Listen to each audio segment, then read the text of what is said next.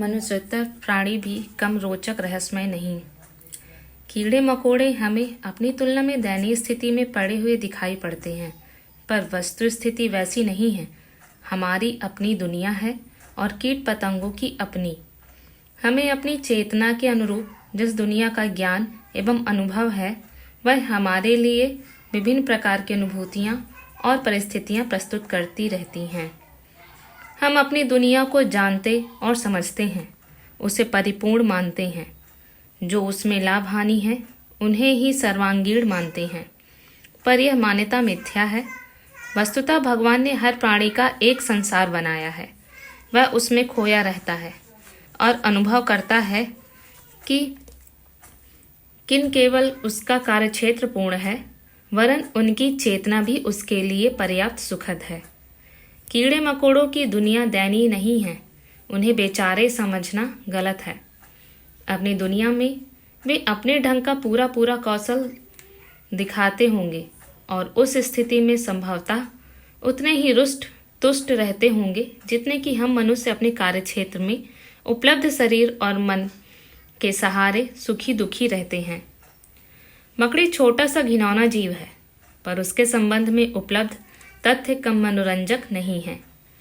British कीट विज्ञानी Joseph आरेल्ड ने हिसाब लगाया है कि उस देश के चारागाहों में प्रति एकड़ के पीछे 22 लाख मकड़ियां रहती हैं। इनकी छोटी बड़ी 550 किस्में गिनी जा चुकी हैं। उनका आधा समय शिकार पकड़ने और खाने में लगता है। वे बहुत खाती और बहुत पचाती हैं। इंग्लैंड की मकड़ियाँ जितने कीड़े खाती हैं, उनका वजन उससे भी अधिक बैठेगा जितना कि उस देश में मनुष्यों का वजन है। तपते हुए रेगिस्तान में, हिमाच्छादित पर्वत शिखरों पर, कोयले की गहरी खदानों में, मरुस्थलों और दलदलों में, अंधेरी गुफाओं में सर्वत्र मकड़ी को अपने सुरक्षित जाले में विराजमान पाया जा सकता है। मकड़ी का जाला संसार का सबसे मजबूत किस्म का धागा है।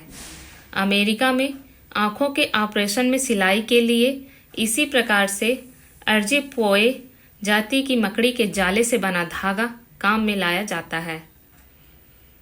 ऑस्ट्रेलिया के आदिवासी एक बड़ी जाति की मकड़ी के जाले से मछलियां और चिड़ियां पकड़ने के कई तरह के मजबूत जाल बुनते हैं। वे मुद्दतों चलते हैं और सहज ही नहीं टूटते। इस धागे की मोटाई 1 इंच का लाखवां भाग होती है। साधारणतया जो एक धागा हमें दिखाई देता है, उसमें दर्जनों पतले धागे होते हैं।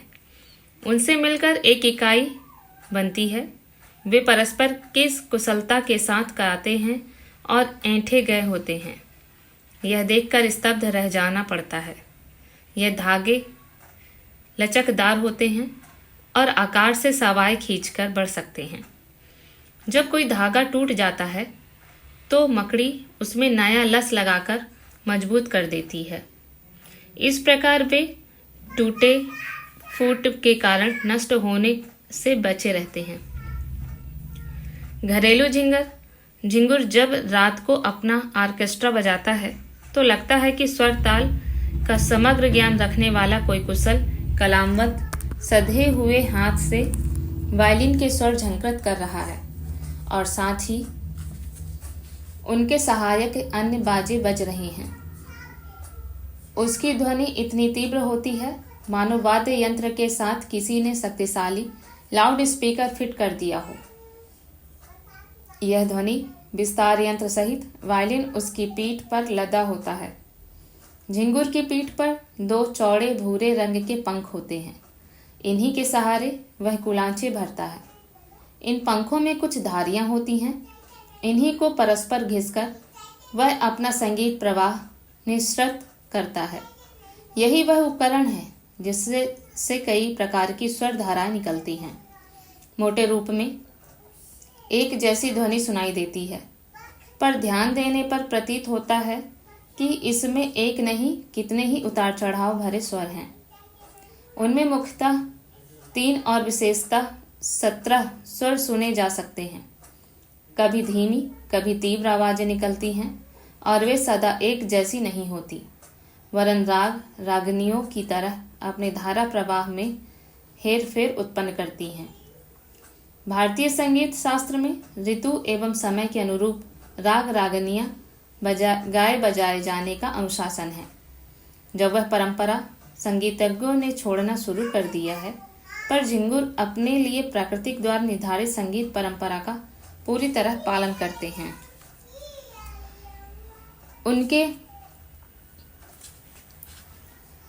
उनके गीत वातावरण के तापमान का प्रतिनिधित्व करते हैं। 55 अंश फ़ारेनहाइट के कम तापमान पर झिंगुर मौन साधे रहते हैं। 100 से ऊपर यह गर्मी निकल जाए तो भी वे चुप हो जाते हैं। 55 और 100 डिग्री के बीच का तापक्रम रहेगा तो ही वे अपना वायलिन बजाएंगे। उसका संगीत न निरुद्देश होता है और न स्वर ताल से रहित। इस गायन में उनकी प्रसन्नता, कठिनाई, क्षुधा, भय, आक्रोश, प्रणय निमंत्रण आदि के भाव भरे होते हैं। स्वर ताल में ऐसी क्रमबद्धता रहती है कि वे संगीत शास्त्र की परीक्षा में 100% नंबरों से उत्तीर्ण हो सकते हैं।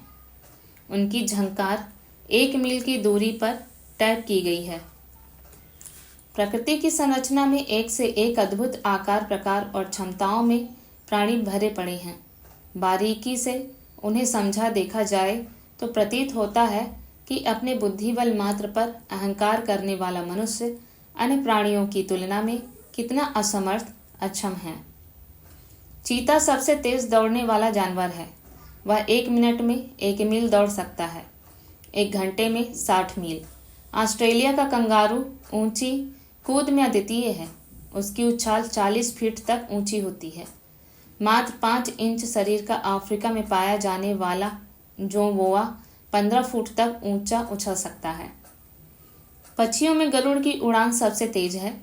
वह 200 मील प्रति घंटे की लंबी उड़ान भर सकता है।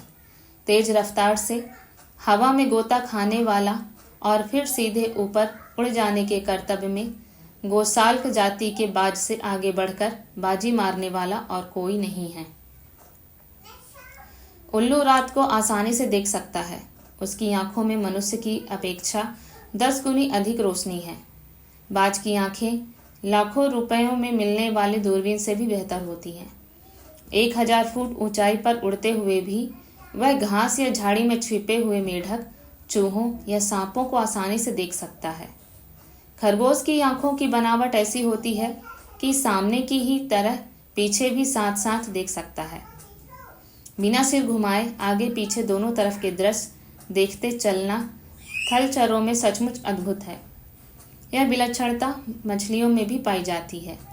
वे पानी में नीचे और ऊपर दोनों ओर देखती हैं। हाथी की सूंड में 40,000 मांसपेशियां होती हैं। इसी में उसमें इतनी लचक रहती है कि जमीन पर पड़ी हुई सुई तक को पकड़ सके। विशालकाय प्राणियों में सबसे बड़ी व्हेल मछली होती है। उसकी लंबाई 110 फुट और वजन 140 टन तक होता है। प्रसव काल में अपने बच्चे के अनुपात का रिकॉर्ड भी मादा व्हेल ही तोड़ती है। नवजात बच्चा प्रायः मां से लगभग आधा होता है। शेर का पंजा और व्हेल का दुम इतने सशक्त होते हैं कि प्राणधारियों में से किसी का भी एक अंग उसके अन्य अंगों की तुलना में इतना अधिक मजबूत नहीं होता। गहरे समुद्रों में पाया जाने वाला अष्टपद का जरा सा धड़ ऑक्टोपस सिर के बीच में होता है और हाथी की सूंड जैसी विशाल 8 भुजाएं इतनी मजबूत होती हैं कि उनकी पकड़ में आया हुआ बड़े से बड़ा प्राणी जीवित निकल ही नहीं सकता। अमेरिका में पाया जाने वाला एक समुद्री घोंघा, अटलांटिक में पाई जाने वाली सीपियां और कुछ किस्म की मछलियां प्रजनन की प्रतियोगिता में चैंपियन ठहरती हैं। वे प्रायः 40 से 50 करोड़ तक अंडे हर वर्ष देती हैं। आकाश की तरह पानी के भीतर भी उड़ सकने में समर्थ आरेबडक नामक वाटरप्रूफ पक्षी अनोखा है। वह तैरता उड़ता महीनों समुद्र में ही गुजारा करता रहता है।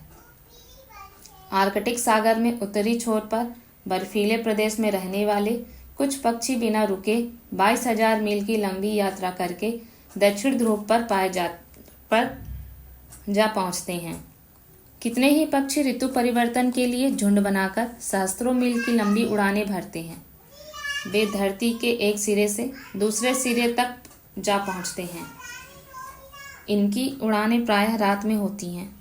उस समय प्रकाश जैसी कोई इस प्रकार की सुविधा भी नहीं मिलती जिससे वे यात्रा लक्ष्य की दिशा जान सकें। यह कार्य उनकी अंतः चेतना पृथ्वी के इर्द गिर्द फैले हुए चुंबकीय घेरे में चल रही हलचलों के आधार पर ही पूरा करती है। इस धारा के सहारे वे इस तरह उड़ते हैं मानो किसी सुनिश्चित सड़क पर चल रहे हों। राजाओं सेनापतियों के घोड़े हाथी उनका इशारा समझते थे और सम्मान करते थे। बिगड़े हुए हाथी को राजा स्वयं जाकर संभाल लेते थे। राणा प्रताप, नेपोलियन, झांसी की रानी के घोड़े मालिकों के इशारे ही नहीं उनकी इच्छा को भी समझते थे और उनका पालन करते थे। यह उनके प्रभावशाली व्यक्तित्व का अल्प विकसित बुद्धि वाले घोड़े, हाथी आदि पशु पर पड़ा हुआ प्रत्यक्ष प्रभाव ही था।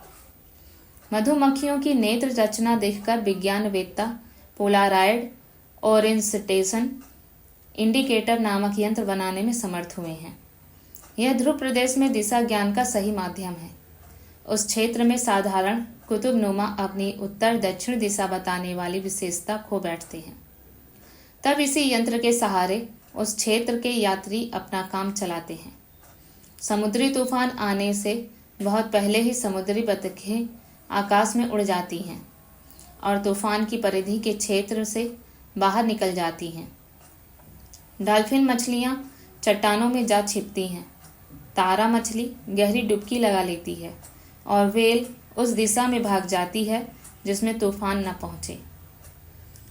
यह पूर्व ज्ञान इन जल जंतुओं का जितना सही होता है उतना ऋतु विशेषज्ञों के बहुमूल्य उपकरणों को भी नहीं होता।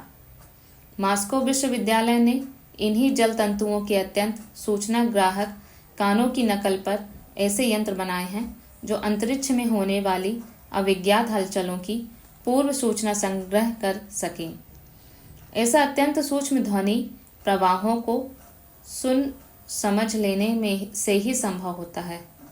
जीव जंतुओं की विशिष्ट क्षमताओं का आधार उनकी ऐसी संरचना में सन्निहित है जो मनुष्यों के हिस्से में नहीं आई है। अब विज्ञान मनुष्येतर विभिन्न प्राणियों की शारीरिक एवं मानसिक संरचना में जुड़ी हुई अद्भुत विशेषताओं को खोजने में संलग्न है। इसका एक स्वतंत्र शास्त्र ही बन गया है जिसका नाम है बायोनिक्स। इसे स्पेशल पर्पस मैकेनिज्म, विशेषोद्देश्य व्यवस्थाएं भी कहा जाता है। किसी अंधेरे कमरे में बहुत पतले ढेरों तार बंधे हों, उसमें चमगादड़ छोड़ दी जाए तो वह बिना तारों से टकराए रात भर उड़ती रहेंगी। ऐसा इसलिए होता है कि उसके शरीर से निकलने वाले कंपन तारों से टकराकर ध्वनि उत्पन्न करते हैं। उन्हें उनके संवेदनशील कान सुन लेते हैं और यह बता देते हैं कि तार कहाँ बिखरे पड़े हैं। बिना आंखों के ही उसे इस ध्वनि माध्यम से अपने क्षेत्र में बिखरी पड़ी हुई वस्तुएं दिखती रहती हैं। मेढक केवल जिंदा कीड़े खाता है। उसके सामने मरी और जिंदी मक्खियों का ढेर लगा दिया जाए तो उनमें से वह चुन चुनकर केवल जिंदा मक्खियां ही खाएगा। इसका कारण मृतक या जीवित मांस का अंतर नहीं, वरन यह है कि उसकी विचित्र नेत्र संरचना केवल हलचल करती वस्तुएं ही देख पाती है। स्थिर वस्तुएं उसे दिखती ही नहीं। मरी मक्खी को किसी तार से लटका कर हिलाया जाए तो वह उसे खाने के लिए सहज ही तैयार हो जाएगा। उल्लू की ध्वनि संवेदना उसके शिकार का अभ्यास ही नहीं कराती, ठीक दिशा, दूरी और स्थिति भी बता देती है। फलतः वह पत्तों के ढेर के नीचे हलचल करते चूहों पर जा टूटता है और एक ही झपटे में उसे ले उड़ता है। गहरी डूबी हुई पनडुब्बियों में रेडियो संपर्क निरंतर कायम रखना कई बार बड़ा कठिन होता है, क्योंकि प्रेषित रेडियो तरंगों का बहुत बड़ा भाग समुद्र का जल ही सोख लेता है। इस कठिनाई को दूर करने के लिए मछली में सन्निहित उन विशेषताओं को तलाश किया जा रहा है जिसके आधार पर वह जलराशि में होने वाली जीव जंतुओं की छोटी छोटी हलचलों को जान लेती है और आत्मरक्षा तथा भोजन व्यवस्था के प्रयोजन पूरे करती है।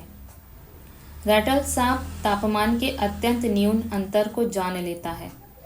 चूहे, चिड़िया आदि के रक्त का तापमान अत्यंत नगण्य मात्रा में ही भिन्न होता है, पर यह सांप उस तापमान के अंतर को जानकर अपना प्रिय आहार चुनता है।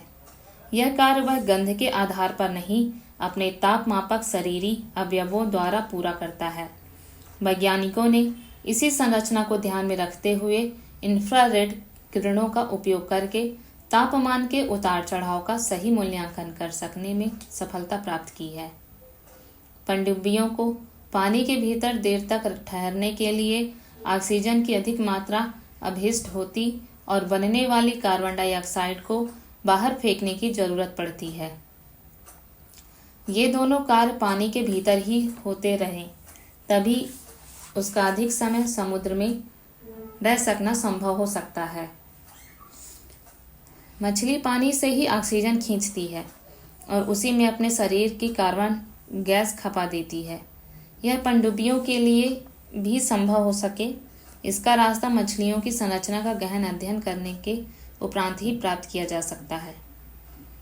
हवाई जहाज़ों की बनावट में पिछले 40 वर्षों में अनेक उपयोगी सुधार किए गए हैं। उसके लिए विभिन्न पक्षियों की संरचना और क्षमता का गहरा अध्ययन करने में विशेषज्ञों को संलग्न रहना पड़ा है। भुनगों की शरीर रचना के आधार पर वायुयानों में दूरदर्शन के लिए प्रयुक्त होने वाला एक विशेष यंत्र ग्राउंड स्पीड मीटर बनाया गया है। भुनगों की आँखें नहीं होती, वे अपना काम विशेष फोटो सेलों से चलाते हैं। वही प्रयोग इस यंत्र में हुआ है। अटलांटिक सागर के आर पार रेडियो प्रसारणों को ठीक तरह पहुंचाने का रास्ता बतलाने में जिन कंप्यूटरों का प्रयोग होता है, वे कई बार असफल हो जाते हैं, क्योंकि मौसम की प्रतिकूलता रेडियो तरंगों में व्यवधान उत्पन्न करती है। अस्तु ध्वनि प्रवाह के लिए नए रास्ते खोजने पड़ते हैं। इस कार्य के लिए चींटी की मस्तिष्क की संरचना अधिक उपयुक्त समझी गई है। वैज्ञानिकों का कहना है कि चींटी के मस्तिष्क की तुलना में हमारे वर्तमान कंप्यूटर अनपढ़ बालकों की तरह पिछड़े हुए हैं।